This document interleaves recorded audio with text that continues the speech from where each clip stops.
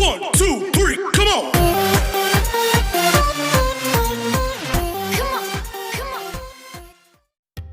Hello students, आप अपने channel students academy को लाइक करें, शेयर करें और सब्सक्राइब भी ज़रूर कर लें।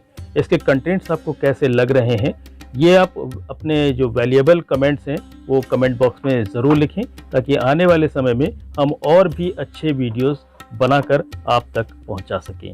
तो चलिए चलते हैं अब स्टडी की यात्रा की तरफ। स्टूडेंट्स, अब हम जो नेक्स्ट टॉपिक डिस्कस करेंगे natural vegetation and wild life के बारे में।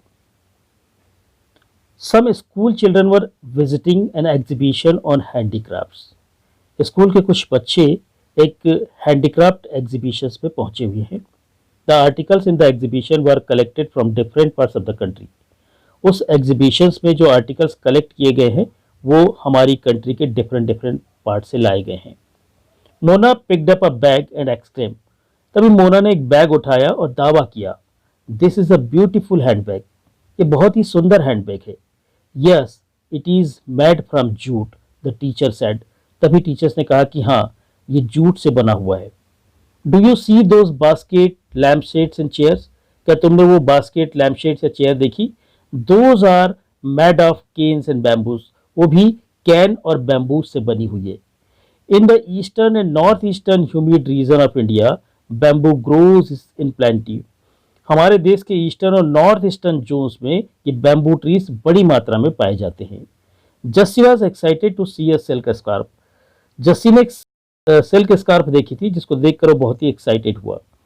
सी दिस ब्यूटीफुल स्कार्फ, उसने कहा कि देखो ये खूबसूरत scarf. The teacher explained that silk is obtained from silk worm that are breed on mulberry trees. तभी टीचर ने उसे समझाया कि जो सिल्क मिलता है हमें, ये सिल्क वॉर्म से मिलता है और ये मलबेरी ट्रीज पर होने वाली नस्ल से बना हुआ सिल्क है। The children understood that plants provide us with many different products that we use in our day to day life. तभी बच्चे समझ गए कि जो प्लांट्स हैं वो हमको बहुत सारी चीज़ें, डिफरेंट प्रोडक्ट्स प्रोवाइड करते हैं जो हमारे डे टू डे लाइफ में बहुत ही ज़रूरी होते हैं। तो natural vegetation and wild life exist only in the narrow zone of contact between the lithosphere, hydrosphere and atmosphere that we call biosphere. तो हम अच्छी तरह से जानते हैं कि जो नेचुरल वेजिटेशन है और वाइल्ड लाइफ है वो लिथोस्फीयर पर भी पाई जाती है, हाइड्रोस्फीयर पे भी मिलती है, एटमॉस्फेयर में भी मिलती है और इसको हम जॉइंटली कहते हैं biosphere. In the biosphere living beings are interrelated and interdependent on each other for survival.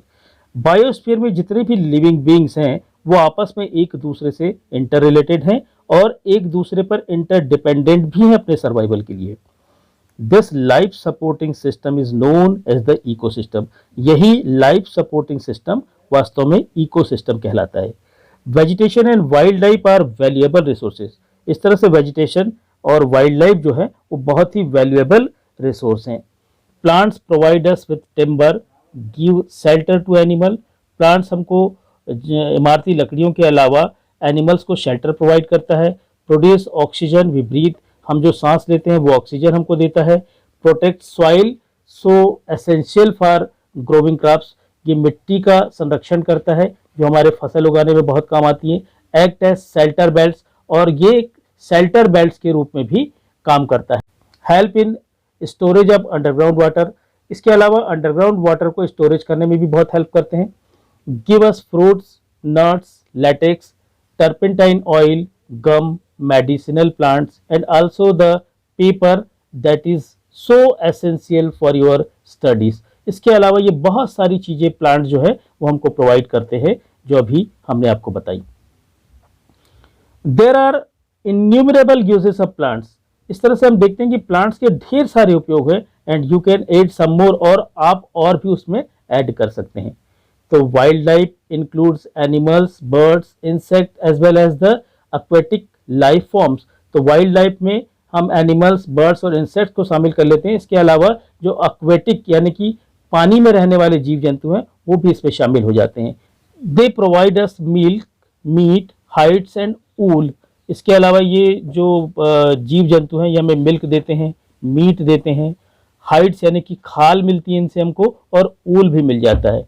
इसके अलावा इंसेक्ट्स जैसे कि बीज हैं वो हमें हनी प्रोवाइड करती हैं। इसके अलावा help in pollination of flowers, flowers में ये पराग का छिड़काव करते हैं। And have an important role to play as decomposers in the ecosystem. इसके अलावा ये इस इकोसिस्टम में एक डीकम्पोजर्स का इम्पॉर्टेंट रोल प्ले करते हैं।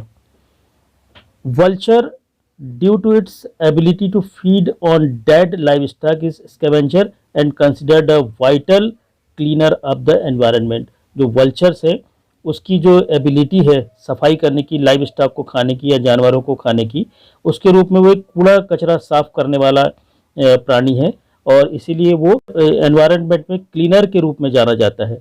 सो एनिमल्स बिग आर स्मॉल, चाहे वो छोटे हों या बड़े, all are integral to maintaining balance in the ecosystem. ये सब एक दूसरे से जुड़े हुए हैं और इस इकोसिस्टम को मेंटेन किए हुए हैं।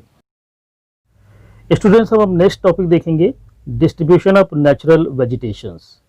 The growth of vegetation depends primarily on temperature and moisture. तो वेजिटेशन की जो ग्रोथ है प्राइमरीली वो टेम्परेचर और मॉइस्चर पर ही डिपेंड करती है। The major vegetation types of the world are grouped as forest, grasslands, scrubs and tundra. जो वनस्पतियों की जो अलग अलग ग्रुप हैं वो फॉरेस्ट के रूप में, ग्रासलैंड्स के रूप में, स्क्रब्स के रूप में और टुंड्रा के रूप में पूरी दुनिया में पाए जाते हैं। इन एरियाज ऑफ हैवी रेनफॉल, जहां भारी वर्षा होती है, ह्यूज ट्रीज में थ्राइव, वहां बड़े बड़े पेड़ विकसित होते हैं या बढ़ते हैं। द फॉरेस्ट आर दस associated with areas having abundant water supply. तो जो जहां पानी की सप्लाई बेहतर होती है वहां इस तरह के जो फॉरेस्ट हैं वो डेवलप होते हैं। As the amount of moisture decreases, जैसे कि मॉइस्चर का जो परसेंटेज है वो जैसे जैसे डिक्रीज होगा, the size of trees and their density reduces. तो पेड़ों का जो साइज है वो और उनका घनत्व भी या उनकी डेंसिटी भी कम होती चली जाएगी। Short stunted trees and grasses grow in the regions of moderate rainfall forming the grasslands of the world। इसके अलावा जहाँ पर मॉडरेट रेनफॉल होता है वहाँ पर शॉर्ट हाइट्स के ट्रीज और ग्रासलैंड बड़ी तेजी से डेवलप होते हैं।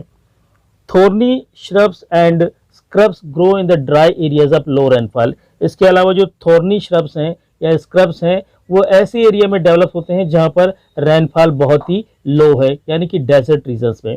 इन such areas plants have deep root.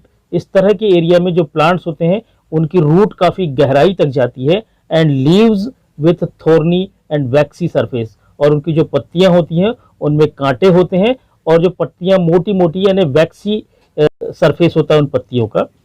Reduce loss of moisture through transpiration. ये जो मोटी मोटी पत्तियां हैं इन पर पानी की बूंदें छलछलाती रहती है, यानी कि ट्रांसपिरेशन के माध्यम से ये मॉइस्चर के लॉस को पूरा करती हैं। Tundra vegetation of cold polar regions, यानी जो कोल्ड पोलर रीजन्स है वहाँ पर टुंड्रा वेजिटेशंस पाई जाती हैं जिनमें कंप्राइजेस ऑफ मॉसेस एंड लेचेंस, यानी कि काई के प्रकार की जो वेजिटेशंस है वो इसमें कंप्राइजेस होती हैं। Today there are many more people in the world than there were 2 centuries back. आज भी दुनिया में ऐसे बहुत सारे लोग हैं जो लगभग 200 सेंचुरी पीछे चल रहे हैं। To feed the growing numbers, बहुत बड़ी संख्या को पालने के लिए large areas of forest have been cleared. बड़ी मात्रा में फॉरेस्ट जो है वो काटे जा रहे हैं और वहां पर फसलें लगाई जा रही हैं, grow crops. Forest cover all over the world is vanishing rapidly. इसके अलावा जो फॉरेस्ट कवर है वो बड़ी तेजी से पूरी दुनिया में गायब होते जा रहे हैं। There is an urgent need to conserve this valuable resource, और ऐसे रिसोर्स को कंजर्व करने की एक बहुत ही सख्त ज़रूरत है जो हम सभी को हमारे प्रयासों से होनी चाहिए।